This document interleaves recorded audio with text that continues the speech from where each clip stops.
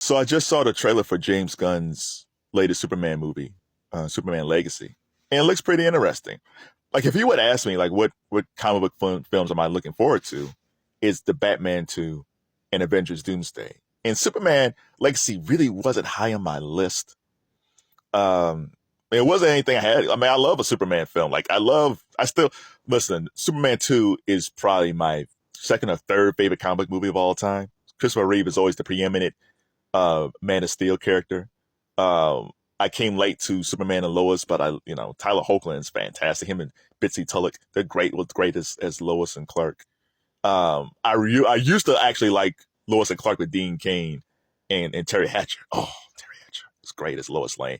But that show hasn't aged well. If you watch Lois and Clark now from the 90s, the storylines was really hokey. But they were two beautiful people. Dean Cain and Terry Hatcher back then. Henry Cavill's Superman was always I always liked him as Superman. I just don't think Zack Snyder gave him the best scripts for those films, right? And even though I love Amy Adams. I just never bought her as Lois Lane.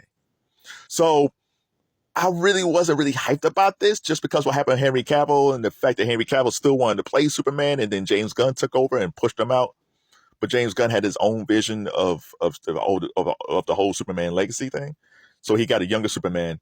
Superman's played by David Corenswet. You got a younger Lex Luthor played by Nicholas Hoult. Nicholas Hoult will be seen in Nosferatu, directed by Robert Eggers. Lois Lane is played by Rachel Brosnahan. I never watched the Marvelous Mrs. Maisel. Never watched it, but when I would see Rachel Brosnahan on interviews, like on Seth Meyers, like, oh man, I really like her. She's fun. She's fun, and she kind of really leans more towards probably the Margot Kidder tough Lois Lane, just like Bitsy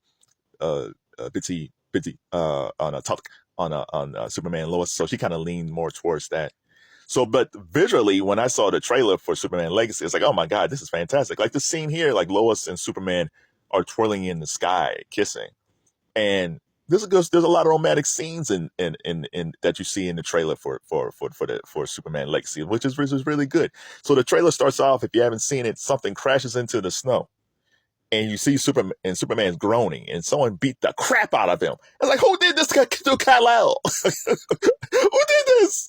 And he whistles, and then there's something in the snow coming, and we see Krypto, the super dog. Like, I'm so happy to see Krypto, man. And it looks pretty, I don't know if it's a real dog. Well, it's probably AI, but still, it's like, it looks really cool. Like, I was like, it would be interesting to know if that's a real dog they have, or they have like AI dog. I don't know, man. I'm just glad to see this dog. It has a little red cape. I'm in for it. It's interesting, like on X, there's a few things that's trending is like Superman trailer, Krypto, and then Cat Grant. Yeah, the actress who plays Cat Grant, her name is Mikaela Hoover. Mikaela Hoover, and she's been in a bunch of James Gunn movies, right? But this is like sexy Cat Grant because she looks more like Catwoman. She really looks more like Selena Kyle. It's like, wait a minute, is Selena Kyle playing Cat Grant? Because she's hot. Because the last time we see Cat Grant, she was played by Calista Flockhart on Supergirl. I love Calista Flockhart since Ally McBeal. And her Cat Grant was older, but it was almost like a Devil Wears Prada type of relationship she had with Melissa Benoist on Supergirl. And what happened with that? So Supergirl initially was on CBS, and they filmed in Los Angeles. When it moved to the CW, they moved the production to Vancouver, where they shot Arrow and The Flash. The only superhero show, DC Super Show, that wasn't filmed there was Black Lightning. That was filmed in Atlanta. So what happened was, Calista was going back and forth between LA and Vancouver, and she's married to Harrison Ford.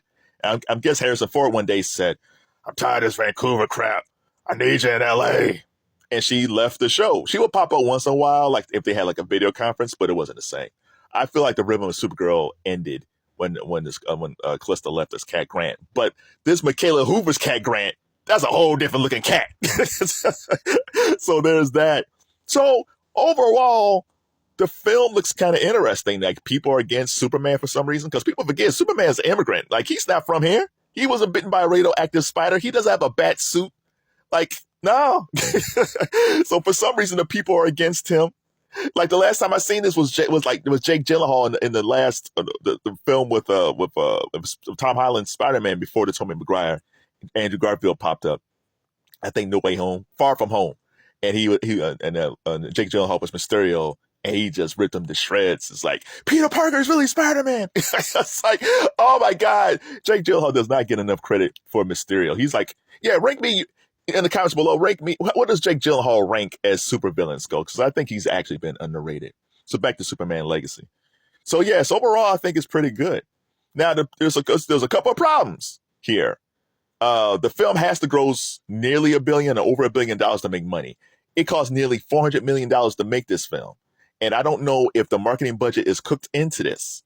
If it is, okay, cool. But if not, that's an extra $100 million. So that'd be close to $500 million overall. So it has to make like Inside Out 2 money. At the least, it has to make Moana 2 money. And right now, Moana 2 is probably close to $100 million. Moana 2 is like one of those films where people are not talking about. And if it stays in the theater till after the holidays, Moana 2 could make almost $1 billion. Moana 2 probably would make more money than Wicked. And people aren't talking about it, which is kind of weird. So yeah, so Superman Legacy is going to have to make $1 billion. The one good thing that I do like about it was shot in Cleveland. So over the summer, 2024, they shot the bulk of Superman 2 in Cleveland. If you're from Cleveland and you've seen the trailer, tell me what shots from Cleveland do you see Metropolis as Cleveland? Because I think this scene here that they shot, I think that's in Cleveland someplace. So let me know. So there's that. So it has to gross about $1 billion because we're coming off Joker 2, and Joker 2 cost like $250 million to make, and it tanked. The first Joker was on under $100 million. They made $1 billion. So Superman 2, the Superman Legacy has to make a lot of money. The second thing is, it is not David Corenswet's fault because to me, he looks like an emo Superman. It's weird. Like his hair is Clark Kent. It's kind of weird. So I don't know. I haven't seen the acting yet. I don't know. Like, so we got the more trailers will come. But the problem that he's going to have is Henry Cavill and Tyler Hoechlin. We just seen them recently as the Man of Steel.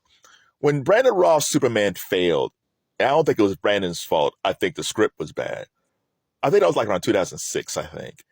And the Man of Steel with Henry Cavill was like 2012 or something like that. So there was a number. It was more than 5 years that we saw someone play Superman. We saw the Dark Knight trilogy, but we didn't see Superman. So there was a separation between Brandon Routh and Henry Cavill. There's no separation between David Corenswet and Tyler Hoechlin because Superman and Lois just went off, and people loved Tyler as Superman these past 5 seasons or so, 5 or 6 seasons, and Henry Cavill still wanted to play the Man of Steel, and people loved him as the Man of Steel. I didn't see him as Clark Kent. I was like, nah, he too buff to be Clark. He just a buff dude with glasses on, but he was excellent as the Man of Steel. Henry Cavill was fantastic as Superman. I just don't think Zack Snyder gave him strong enough scripts, right?